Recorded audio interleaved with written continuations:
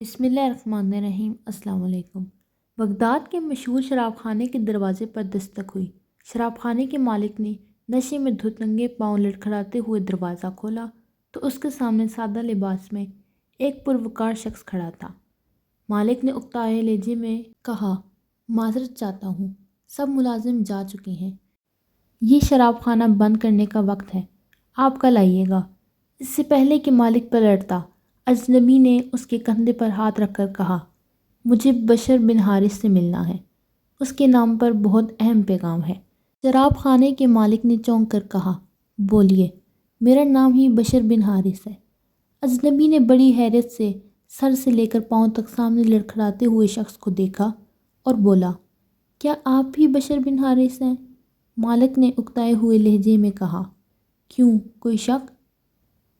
اجنبی نے آگے بڑھ کر اس کے ہاتھوں میں بوسہ دیا اور بولا، سنو بشر بن حارث، خالق ارض و سما نے مجھے کہا ہے کہ میرے دوست بشر بن حارث کو میرا سلام پیش کرنا اور کہنا، جو عزت تم نے میرے نام کو دی تھی وہی عزت رہتی دنیا تک تمہارے نام کو ملے گی۔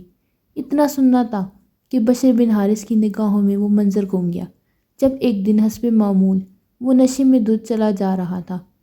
اس کی نظر گندگی کے ڈھیر پر پڑے ایک کاغذ پر پڑی جس پر اسم اللہ لکھا تھا۔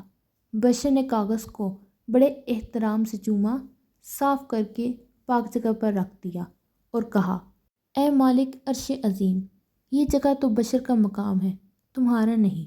بس یہی ادا بشر بن حارث کو بشر حافی بنا گئی۔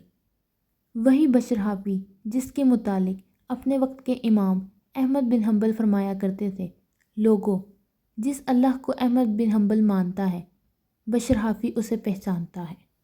اسی ایسی ویڈیوز کے لیے میرے چینل کو سبسکرائب کریں۔ اللہ حافظ۔